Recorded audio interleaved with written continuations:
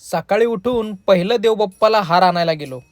आज पुत्रदा एकादशी निमित्त विठुरायाला छान छान आंघोळ घालण्यासाठी ही माझी माऊली तयारच बसली होती.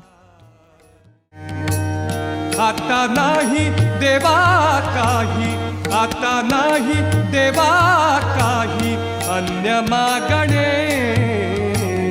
मन तृप्त झाले आहे तुझ्या दर्शने, मन तृप्त झाले आहे तुझ्या दर्शने.